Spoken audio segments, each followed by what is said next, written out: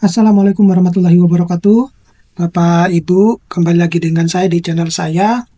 Nah, saya mau membahas beberapa komentar di channel YouTube saya terkait dengan video saya yang kurang lebih berjudul bahwa Kepmendikti Saintek nomor 63 tahun 2025 itu justru hanya cuma menambah beban baru bagi dosen ya. Karena kalau setelah apa yang saya simak di video YouTube ya terkait dengan penyamaan persepsi ini, sebenarnya ada yang sudah saya bahas di dalam video saya tersebut yang kemudian dikomentari katanya saya memberikan informasi yang menyesatkan gitu ya. Nah, saya kemudian mau menanggapi beberapa sebenarnya komentar ya. Pertanyaan mendasarnya itu adalah informasi bagian mana yang saya menyesatkan gitu. Karena justru saya mengkritisi Kepmendikti Saintek nomor 63 tahun 2025 ini. Kenapa saya bilang hanya cuma menambah beban baru? Karena apa yang disampaikan di dalam persamaan persepsi itu ya benar-benar memberikan beban baru terhadap dosen, justru tidak memberikan sesuatu hal yang membuat dosen itu akan menjadi lebih nyaman gitu dengan adanya Kepmendikti Saintek nomor 63 ini. Ini kan Kepmendikti Saintek ini kan merupakan revisi dari Permendikbudristek nomor 44 tahun 2024. Ya, yang kalau kita lihat di sebelum kementerian sebelumnya Pak Nadiem itu turun jabatan gitu kan, atau digantikan lah lebih tepatnya semacam itu. Nah, tetapi saya tidak akan membahas lebih dalam terkait dengan penyamaan persepsi ini karena ini sudah dibahas di YouTube-nya kementerian. Tetapi saya mau lebih menanggapi terkait dengan komentar yang katanya saya memberikan informasi yang menyesatkan itu. Nah, jadi saya lebih saya sebenarnya tidak bermasalah dengan siapapun yang berkomentar. Tetapi yang saya lakukan di dalam video saya itu adalah saya itu mau memberikan edukasi bahwa yang namanya kita memproses mulai dari submit sampai terbit itu Bapak Ibu, itu bukan sesuatu hal yang mudah, terutama bagi dosen-dosen yang mungkin selama ini belum terbiasa publikasi di jurnal internasional. Saya menyampingkan khusus untuk yang jurnal Sinta ya, baik itu Sinta 1 sampai Sinta 6. Kita lebih berbicara terkait dengan yang jurnal internasional. Karena jurnal internasional itu nanti Bapak Ibu pakai untuk syarat khususnya, baik itu ke lektor kepala maupun ke guru besar. Nah, jadi yang saya highlight di sini bahwa bagi saya Kepmendikti Saintek nomor 63 itu perubahan signifikannya itu kalau yang saya lihat ini adanya di halaman 20 kalau tidak salah. Nah, ini Bapak Ibu. Jadi di isu strategis ini saya cuma menemukan yang ini. Yang saya bold ini.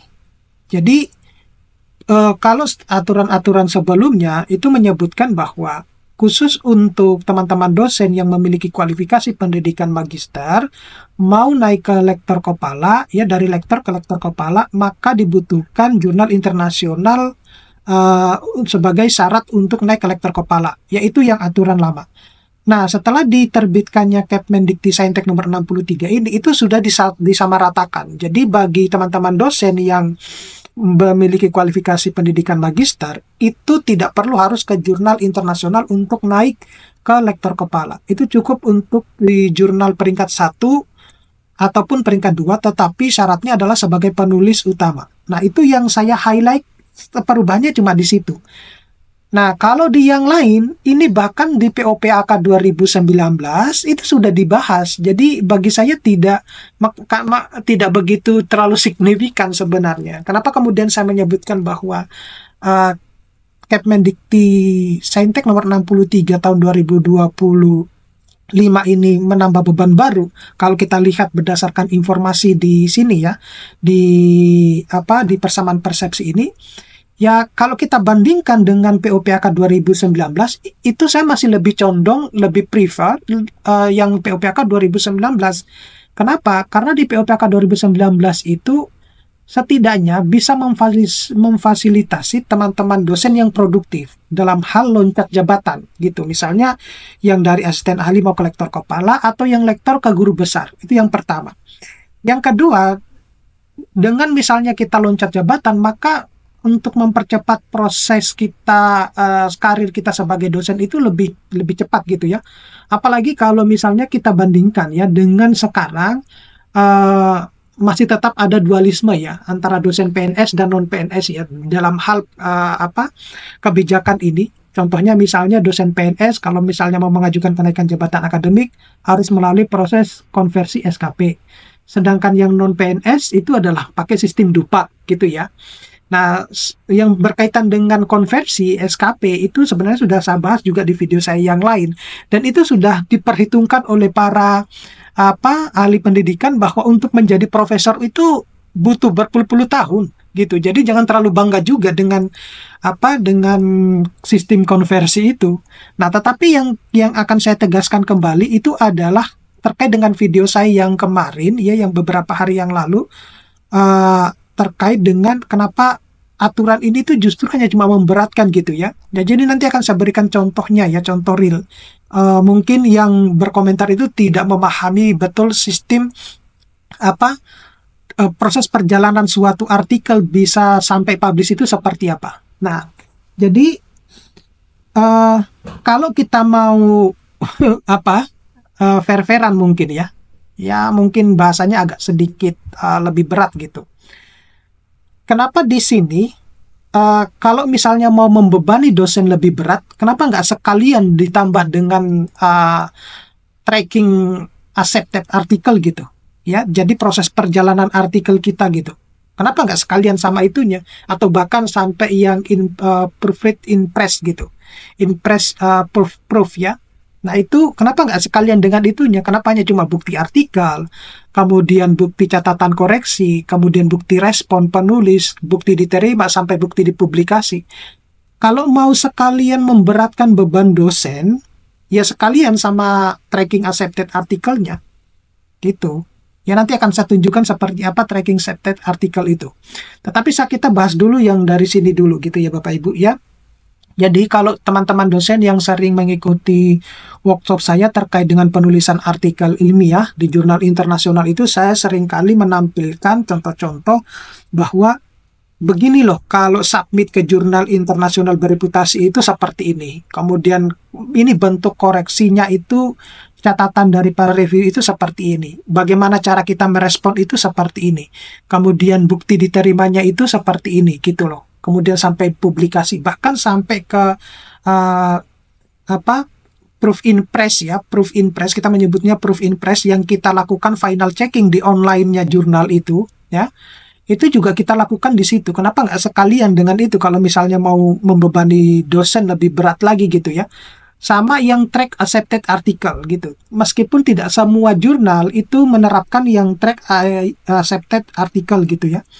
Nah, tetapi yang akan saya berikan, yang akan saya highlight ya, mungkin ini juga bisa menjadi pembelajaran buat teman-teman dosen.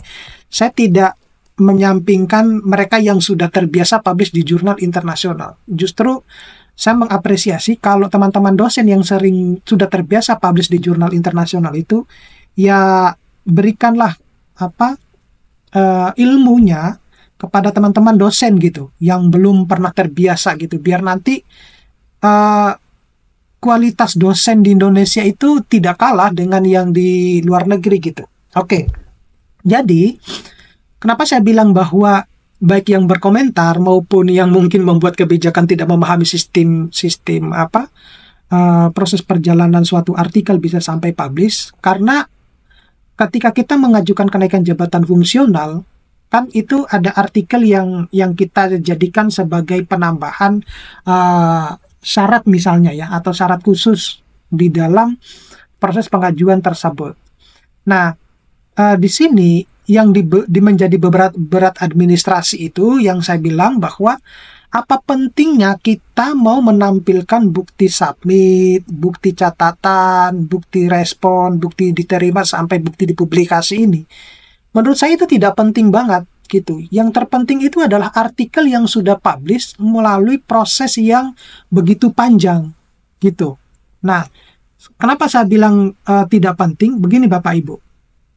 Di dalam sebuah artikel itu kan jarang sekali ya yang hanya penulis tunggal gitu ya, jarang sekali. Tetapi justru yang lebih banyak itu adalah ada co-author yang mungkin saja itu berasal dari negara lain. Gitu. Ya, kita punya kolega dari negara-negara yang lain. Nah, jadi kalau misalnya bagi pribadi saya, kalau mau menerapkan ini itu tidak masalah buat saya pribadi, gitu. Tetapi masalahnya di Indonesia ini kan ada ratusan ribu dosen, gitu, yang mungkin tidak memiliki sistem filing yang bagus ya. Artinya seperti apa sistem filing yang bagus itu?